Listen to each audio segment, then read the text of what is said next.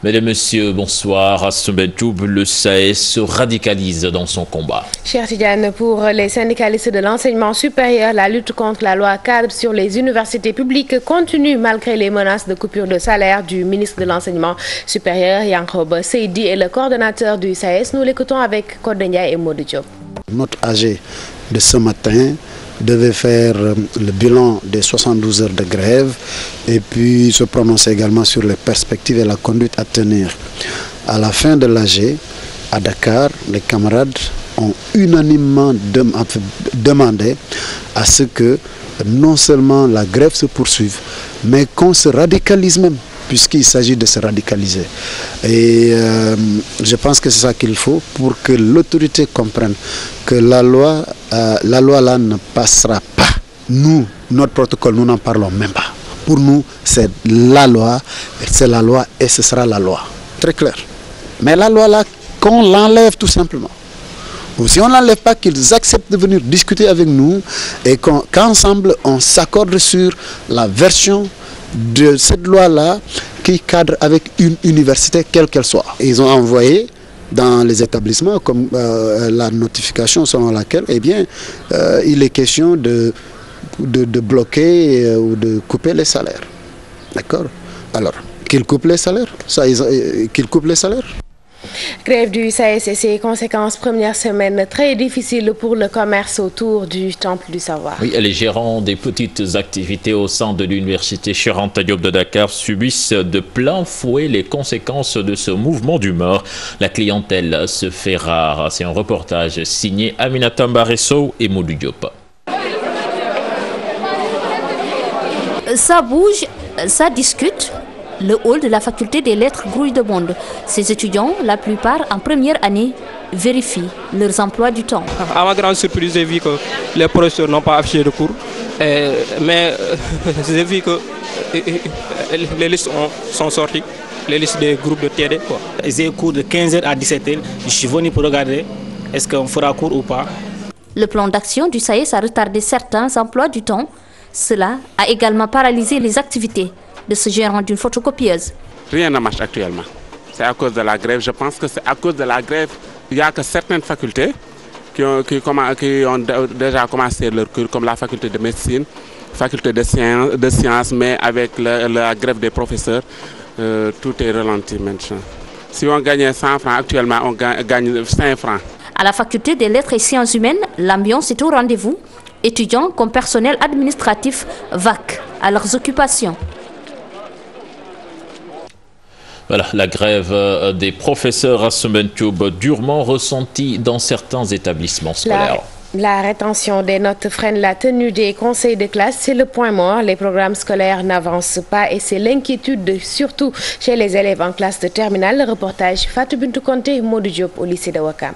L'inquiétude gagne de plus en plus le proviseur du lycée de Ouakam. Avec la grève des professeurs, Djibril Diallo n'arrive pas à recenser les notes des élèves. Pas mal de ces enseignants retiennent leur évaluation pour cause de grève. Nous sommes inquiets, parce que d'habitude, à pareil moment, nous avons fini avec les compositions. Nous sommes dans les conseils de classe. Mais aujourd'hui, la situation est telle que les professeurs n'ont pas encore donné les notes qu'il faut introduire dans les machines pour programmer les conseils de classe et les tenir. Donc nous sommes en train d'être très en retard sur le programme actuel. Et les cas les plus graves, selon ce proviseur, sont ceux des élèves de terminale qui risquent d'avoir des problèmes avec leur préinscription. Ce qui nous inquiète surtout, c'est la rétention des notes et surtout des notes des élèves de terminale. Ça, si ça c'est retenu, on ne peut pas faire de conseil de classe de terminale, on ne peut pas livrer à ces élèves-là leur bulletin. Or, ils en ont besoin parce qu'ils peuvent prendre des engagements vis-à-vis des universités étrangères. Nous, on est en train de parler aux professeurs, d'essayer de les sensibiliser. Vous comprenez, et on verra ce que ça va donner. Le programme de l'année en cours va-t-il se terminer? Le proviseur donne sa langue au chat. Demain matin, on peut nous dire qu'il y a eu accord entre le gouvernement et les syndicats. Tout le monde peut reprendre, tout peut rentrer dans l'ordre. Comme ça peut prendre encore du temps, tout est fonction de cela. Nous gérons ce que nous pouvons gérer. Face à ces situations, les élèves exhortent les professeurs et l'État à trouver un terrain d'entente, car leur avenir est en jeu. ce n'est pas la grève qui nous arrange en ce moment. Parce que la grève ne nous concerne pas. C'est l'État et les professeurs. Ils devraient s'arranger pour organiser, essayer de trouver un terrain d'entente afin de pouvoir nous aider. Parce que nous sommes en classe d'examen. Fatou Bintou Conté, transport aérien, Cheikh Tidiane Emirates reste au Sénégal. La semaine, la compagnie aérienne va même accroître ses offres ici à Dakar. C'est le ministre du Tourisme et des Transports aériens qui l'annonce. Abdoulaye Diouf Sarr est joint de Dubaï. Au téléphone par Daniel Diouf. Nous avons fait un tour d'horizon des accords de partenariat qui nous lient avec les Émirats concernant le transport aérien. Et ce que nous avons retenu, c'est que non seulement Emirates est au Sénégal, mais reste au Sénégal, mais mieux, Emirates envisage même de développer son positionnement avec bien d'autres produits. Vous voyez donc qu'il y a une consolidation des acquis, mais surtout des perspectives extrêmement heureuses pour nous dans nos rapports avec Emirates. Le développement des relations dans ce secteur peut quand même permettre à cette compagnie, en utilisant effectivement les possibilités que lui offre le Sénégal, à partir du Sénégal, d'explorer effectivement donc d'autres routes. Et je crois qu'à ce niveau-là, il est extrêmement important de voir que Emirates est prêt à s'y engager. Bilan 2014 de la direction de la protection civile, les routes, les plages et les accidents domestiques font 578 morts. Et en chiffre alarmant à Sembentioub, la direction de la protection civile soutient que les responsabilités sont partagées et l'État du Sénégal est interpellé. C'est un sujet signé Pape Nderifal et Tierno Laurent Mendy. 578 morts en 2014 sur les routes. Un chiffre alarmant en dépit des nombreuses mesures et campagnes de sensibilisation de la protection routière. Chauffeurs et usagers énumèrent les causes qui sont multiples à leurs yeux. Nos confrères de car rapide ou bien de minibus ne sont pas ni protégés par les lois du travail de ce pays. Vu dans ce sens, ils ne peuvent pas conduire correctement. Souvent, c'est le système qui les pousse à faire ce concurrence. Premièrement, la fatigue, l'excès de vitesse et la conduite en état d'ébriété sont les principales causes d'accidents. Alcool très élevé, quoi, mandebou 8 grammes pour 1000. Je note en premier lieu l'indiscipline notoire des chauffeurs. Ils sont très indisciplinés dans ce pays. Dans un car Ndiagandiaï, bon, la première chose qui m'impressionne, c'est le fait qu'ils ne disposent pas de ceinture de sécurité. Ainsi, les responsabilités sont partagées entre les différents acteurs du transport. Les responsables, moi je crois que c'est tout le monde, c'est nous tous. Plusieurs solutions sont préconisées pour enrayer ce fléau mortel qui continue d'inquiéter les Sénégalais. On doit revoir le système de travail des chauffeurs de transport en commun. Les chauffeurs doivent se conformer au code de la route. Ils doivent respecter la limitation de vitesse. Nous devons nous par rapport à nos comportements. Parce qu'on voit du n'importe quoi dans ce pays. Le rapport de la direction de la protection civile fait état de 15 109 accidents de la route avec 572 décès en 2014. D'après ce rapport, la région de Dakar enregistre le plus grand nombre de décès, d'où l'urgence de mettre en place des mesures drastiques. L'actualité politico-judiciaire à présent avec la polémique sur l'existence de la CREI qui refait surface. L'éternel débat sur la prise en compte de la Cour par l'organisation judiciaire est toujours discorde dans les prises de position. Avis des avocats avec Salimata Oussek Marjan. La sortie de Maître Doudou Ndoye sur l'existence ou non de la CREI suscite des réactions. Ces deux avocats l'analysent différemment. Lorsque Maître Doudou Ndoye dit que la CREI est supprimée par la loi, il se base sur la loi qui fait l'organisation judiciaire au Sénégal, qui énumère les ordres de juridiction de toutes sortes et ne mentionne pas la CREI. Et cela ne date pas de la dernière loi de novembre, cela date de la loi de 84 sur l'organisation judiciaire et de toutes les modifications que cette loi a connues. Doudou Ndoye, dans Opinion, la même émission, avec le même journaliste Pierre-Edouard Faye, avait soutenu que la CREI existe. Quelque temps après, alors qu'il s'est constitué dans une affaire concernant la CREI, il revient pour dire que la CREI n'existe pas, en évoquant la loi de 84. La polémique est née de la loi 84 qui, selon Maître Bassirou Ngom, a abrogé celle de 1960. Mais Maître, qu'en est-il réellement? la loi de 84 est venue abroger l'ordonnance de 1960 sur l'organisation judiciaire du Sénégal. Après l'ordonnance de 1960, il y a eu la loi de 81 sur la CREI, qui a créé la CREI. Donc c'est une autre loi, une autre norme qui est différente de celle de 1960. Des explications auxquelles Maître Demba Ciré Bathily demande une objection.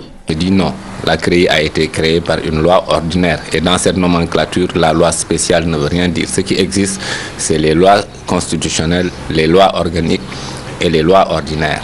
Et la loi qui avait créé la CREI était une loi ordinaire abrogée déjà en 84 par une loi ordinaire. Le débat sur la CREI refait surface. Le garde des Sceaux a donné des explications hier pour démontrer la validité de cette cour. Mais sa sortie n'a pas convaincu, apparemment.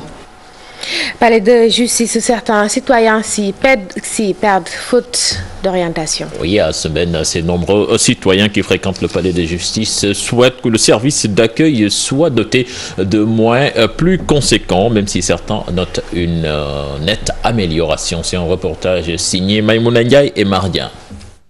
Cet homme court derrière son certificat de mariage. Par manque d'information et d'orientation, il a fini par abandonner. Pour te faire orienter, on te minimise, on te prend comme quelqu'un qui ne présente rien, quoi. Tu es obligé de retourner chez toi, demander tes amis s'ils ne connaissent personne au niveau du tribunal pour pouvoir accéder à ton dossier que tu veux traiter. C'était un certificat de mariage. Que j'ai procuré. Mais jusqu'à présent, ça a traîné. J'ai même laissé tomber, quoi. Tafa Dieng aussi dénonce cet état de fait. Il passe des heures au palais de justice, se faisant balloter de gauche à droite. Pour avoir certains documents, cela nous prend des semaines. Et cela ne devrait pas se passer ainsi. On te fait perdre du temps et c'est inutile. Awa Diop, quant à elle, a senti une nette amélioration. L'accueil s'est bien amélioré au palais de justice. Les gens que j'ai trouvés ici m'ont bien accueilli et j'ai pu avoir mon casier judiciaire sans me fatiguer. J'ai tout simplement présenté une pièce d'identité.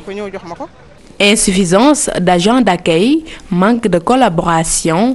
À l'origine de cette situation, les acteurs des bureaux d'accueil et d'orientation souhaitent une étude plus large pour être en étroite collaboration avec les autorités.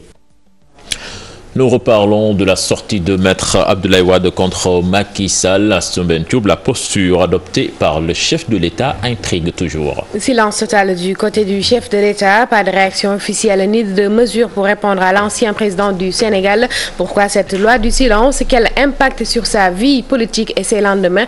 Réponse avec Fatidjan. Des propos d'Abdoulaye Wade qui fâchent et suscitent de nombreuses réactions. Pourtant, le principal concerné adopte l'omerta. Le chef de l'État a refusé tout commentaire. Unanimement, je pense que toutes les couches de la société sénégalaise se sont levées pour dénoncer ce dérapage inacceptable de Maître Wade, qui est un habitué de la chose d'ailleurs. Le fait de se taire était le seul moyen de ridiculiser Abdoulaye Wade. La preuve, dans son propre camp, l'ancien président, la plupart, à part quelques deux ou trois extrémistes de son camp, je pense que la plupart se sont désolidarisés de ses propos. Momar Dieng estime que le successeur d'Abdoulaye Wade a fait preuve de retenue, une attitude au gain politique important. Mis à part le fait qu'il soit quelqu'un en général d'assez mesuré, d'assez réservé, qui fait preuve de retenue dans certaines situations, dans presque toutes les situations d'ailleurs, pour ce qu'on a vu d'ailleurs depuis son élection. Je pense que le président a très tôt compris qu'il pouvait tirer un profit politique de cette sortie de Wade. Le profit politique, c'est quoi? C'était de se mettre simplement au-dessus de la mêlée. Dans cette attaque, l'analyste politique y voit un seul perdant, le fils de l'ancien président de la République. Par rapport à une situation politique qui a été compliquée à cause de l'affaire Karim Wade, avec le basculement d'une certaine frange qui avait basculé pour manifester un peu de sympathie à Karim Wade. En se taisant, le président, je pense, a plus ou moins ou devrait pouvoir retourner la situation. La sortie de Maître Wade, toujours au cœur des débats, pour Momar Dieng, l'État a l'obligation de réagir afin qu'une telle situation ne se reproduisent. Lutte contre le chômage, le mouvement des entreprises du Sénégal pour l'auto-entrepreneuriat. C'est l'une des mesures annoncées par le président du MEDES pour lutter contre le chômage, un problème pris très au sérieux par le gouvernement du Sénégal, selon le ministre de l'Emploi. C'était lors de la 13e édition du Forum Premier Emploi, compte rendu signé Aïssatou Païfal et Hamza Diallo. Offrir une égalité de chance aux jeunes, cerner les profondeurs du mal, adopter de nouvelles stratégies. 200 000 jeunes arrivent sur le marché du travail chaque année. Le chômage persiste et c'est pourquoi cette année, le thème est axé sur le saut de l'auto-entrepreneuriat. Je veux citer un exemple qui m'a beaucoup impressionné. Le parcours atypique de ce jeune Africain nommé Tondje Bakang, qui s'est lancé dans le service de vidéo à la demande avec pour la première fois un accès illimité aux séries et aux films africains, afro-américains et afro-caribéens. Il décide de changer la donne en créant AfroTrim pour répondre à une demande, satisfaire ceux qui souhaitent avoir accès à d'autres types de contenus audiovisuels. Il n'a pas attendu une hypothétique promesse d'embauche, faisant foi à sa valeur intrinsèque pour aller à l'assaut des idées reçues avec la ferme détermination à se réaliser, nonobstant les aléas. Ministre de l'Emploi, dans ce cadre, souligne les initiatives prises par l'État du Sénégal pour résorber le chômage. Il est maintenant possible de signer de nouveaux contrats de stage pour accompagner les jeunes qui veulent créer leur entreprise, pour donner aux jeunes les compétences nécessaires pour leur permettre de pouvoir intégrer l'entreprise, pour leur donner des qualifications nouvelles qui vont leur permettre de pouvoir augmenter leurs compétences, pour leur donner des aptitudes pour aller dans le sens de leur embauche. Les 12 éditions précédentes ont permis d'insérer des milliers de jeunes diplômés dans les entreprises. Un résultat satisfaisant selon le président du MEDES qui offrira le maximum de chances aux jeunes. Hors de chez nous, l'explosion d'une bombe en Égypte fait un mort et plusieurs blessés et puis une plainte de la Palestine contre Israël devant la Cour pénale internationale. L'actualité internationale est aussi marquée par le procès des pro-Gbagbo avec l'étape des plaidoiries aujourd'hui. Fatou Kinedem. Procès des pro-Gbagbo en Côte d'Ivoire. L'heure est aux plaidoiries et Simon Gbagbo et 81 autres co-accusés sont jugés devant la cour d'assises d'Abidjan pour atteinte à la sûreté de l'État. Il y a une dizaine d'avocats de l'État de Côte d'Ivoire. Un procès est difficile puisque ces derniers ont du mal à présenter des preuves. Les ONG de défense des droits de l'homme continuent de déplorer une instruction mal située et des charges impossibles à prouver. Demain, c'est au tour du parquet général de plaider. Les délibérations sont prévues mercredi. En Égypte, l'explosion d'une bombe près de la Cour suprême a fait au moins un mort et 4 blessés, dont un policier. Ce type d'attentat est fréquent depuis la destitution du président Mohamed Morsi. Policiers et soldats sont régulièrement visés. Une plainte contre les Israéliens le 1er avril devant la Cour pénale internationale. Les Palestiniens vont mettre leurs menaces à exécution. Cette plainte concerne la dernière guerre à Gaza et contre la colonisation israélienne de la Cisjordanie occupée. Après l'échec d'un projet de résolution pour la fin de l'occupation israélienne des territoires palestiniens, sous 3 ans, la Palestine avait adhéré à la CPI en janvier afin de poursuivre les dirigeants de l'État hébreu pour crimes de guerre à Gaza, où près de 2200 Palestiniens ont été tués et 73 Israéliens.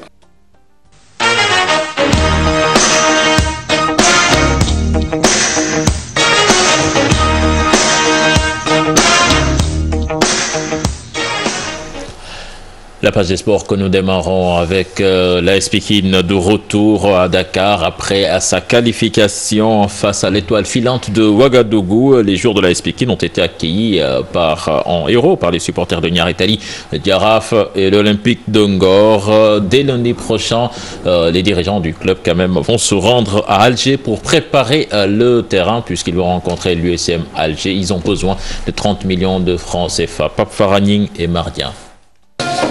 Un accueil chaleureux a été réservé aux joueurs de l'AS Pikine par les supporters du NGB Diaraf Ngor.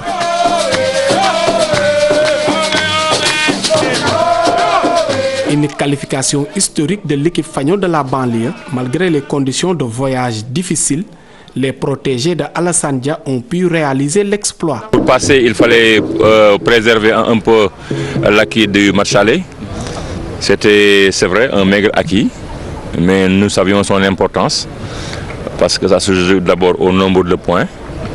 Et puisque nous avions réussi chez nous à avoir les 3 points, il suffisait simplement peut-être de gérer un point à l'extérieur. Il fallait s'y attendre parce que c'était ça notre objectif. On a fait le maximum pour arracher notre qualification à Ouagadougou. En tout cas, tout le monde m'attendait de faire montrer mon expérience car j'étais avec des novices. Les dirigeants de l'AS Pikine se projettent déjà sur le prochain tour contre l'USM d'Alger. Donc on va recevoir notre subvention de 100 millions. On va aussi demander à tout le peuple sénégalais et les autorités de nous aider.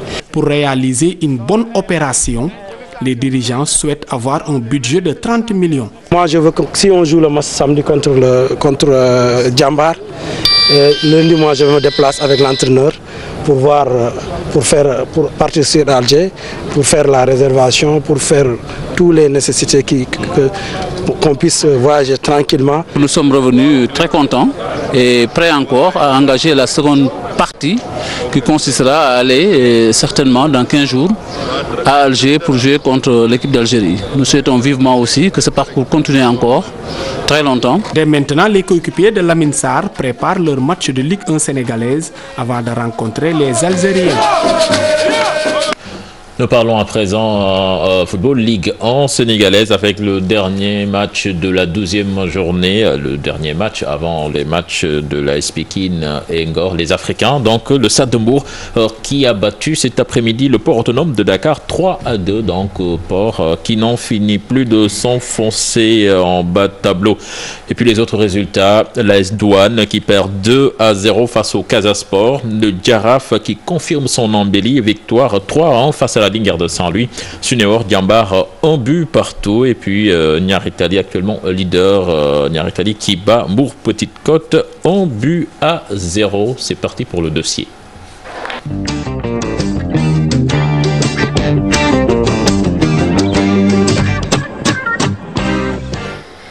Dossier société du lundi pour finir scolarisation des enfants en situation de handicap. Le Sénégal encore à la traîne. 5 écoles spécialisées concentrées entre Dakar et Thiès et des centres avec une capacité d'accueil très limitée.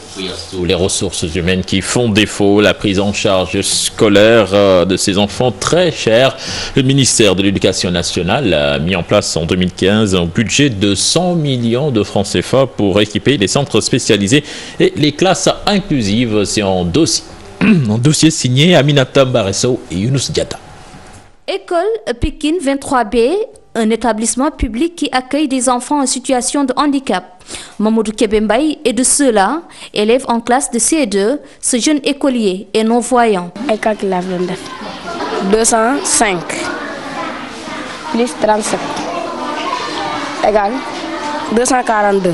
Enseigner dans une classe inclusive, un exercice souvent difficile du fait de la complexité de la méthode Braille, enseignement dispensé aux élèves non-voyants. Les enfants non-voyants, ils captent plus facilement. Seulement la lenteur, c'est du côté de l'écriture. Je l'avais demandé d'écrire le, mais elle a écrit A. Vous avez vu? Ces enfants-là, ils ont un besoin éducatif spécial. Quand la maîtresse ou bien le maître fait des leçons en classe, donc à la maison, nous des fois on reprend textuellement la leçon. Un lourd fardeau pour les instituteurs, un casse-tête pour les parents. C'est le cas de Mère Ndioba et les grands-mères de ces 2 petites filles, tous 2 handicapés visuels.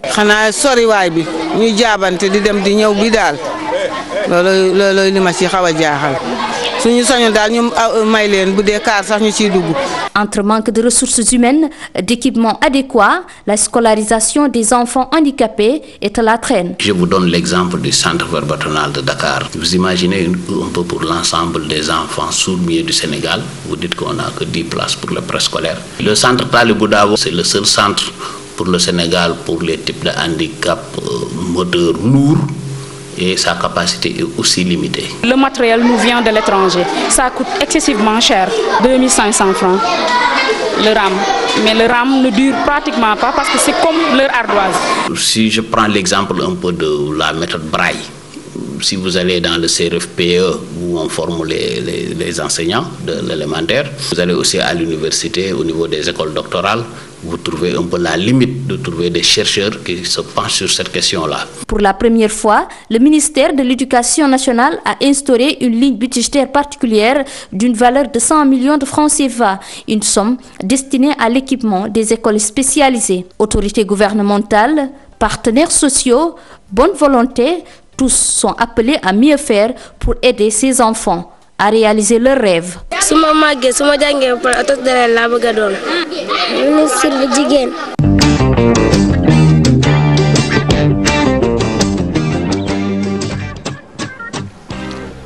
Voilà, c'est la fin de ce journal à Semaine Tube. Merci. Merci beaucoup. Merci à vous. Au revoir. Voilà, donc prochain rendez-vous pour l'information, ce sera à 0h avec le tout en images. Je vous donne rendez-vous tout à l'heure dans Sport à la Une avec Mamfa Tundoy et Malal Junior Diagne. Excellente suite de programme en compagnie de la TFM. Au revoir.